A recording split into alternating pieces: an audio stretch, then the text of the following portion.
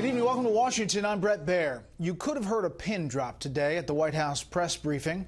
White House Chief of Staff, retired Marine Corps General John Kelly, produced a riveting and stunning condemnation of a Democrat congresswoman for her comments about President Trump's condolence call to the widow of one of 4 servicemen killed 2 weeks ago in Niger. Kelly, whose son was killed fighting for the U.S. in Afghanistan, described the agonizing process of notifying a family member of a loved one's death and the incredible pain those loved ones go through and live with every day. A discussion and a news cycle on this issue that began with one answer in the Rose Garden about past presidents' practices. All of this came as the ambush of those Special Forces troops in Africa is coming under increasing scrutiny. We still know very little about what happened and why, and lawmakers on both sides of the aisle are making their feelings clear, calling for briefings on the specific mission and the broad object in Africa. We have Fox team coverage. Jennifer Griffin at the Pentagon tells us specifically what we are learning about the attack. But we start off with Chief White House Correspondent John Roberts and a mesmerizing and emotional briefing today. Good evening, John. It certainly was. Brett, good evening to you. Yesterday, the White House told us that the White House Chief of Staff, John Kelly, was on that condolence call with President Trump. Today, an emotional Kelly delivered an impassioned defense of his boss's outreach. I thought at least that was sacred. It was an extraordinary moment. Chief of Staff John Kelly taking the podium at the White House, denouncing in the strongest terms what Florida Congresswoman Frederica Wilson said about the president's condolence call to the widow of Sergeant LaDavid Johnson. I was stunned when I came to work yesterday morning and brokenhearted at what I saw a member of Congress doing. It stuns me that a member of Congress would have listened in on that conversation. Absolutely stuns me. Kelly knows intimately of what he speaks. He lost his son Robert, a Marine lieutenant, to combat in Afghanistan in 2010.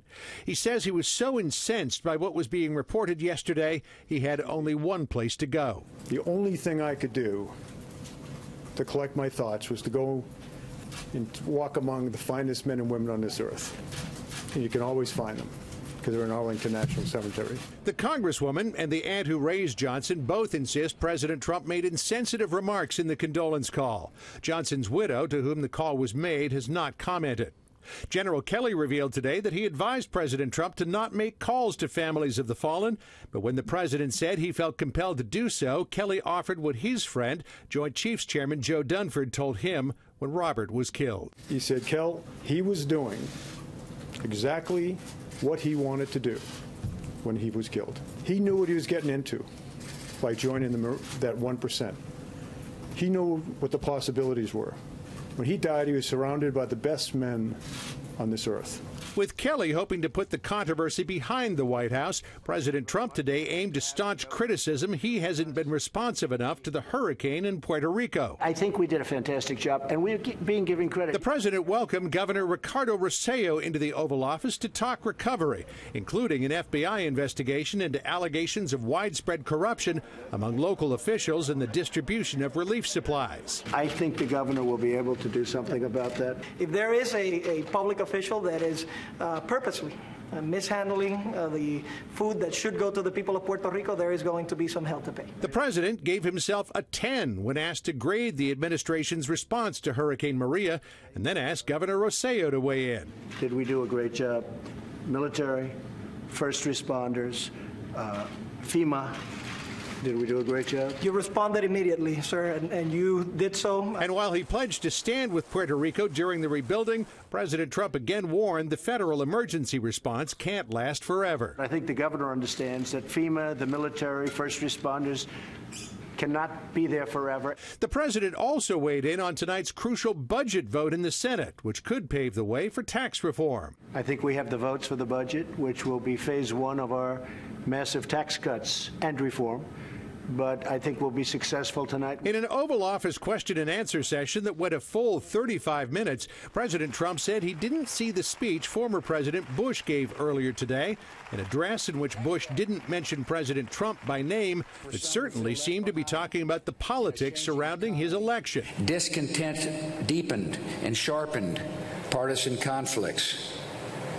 Bigotry seems emboldened. Our politics seems more vulnerable to conspiracy theories, and outright fabrication. Bush lamented the return of isolationism to America and had strong words about the rise of ethnic nationalism. Bigotry or white supremacy in any form is blasphemy against the American creed. President Bush also offered a spirited defense of three areas where President Trump has shown the most skepticism: immigration, free trade, and globalization. Though President Trump would say that he is not forsaken those issues, he just wants to make them all work better for America. Brett? John Roberts live on the North Lawn. John, thanks.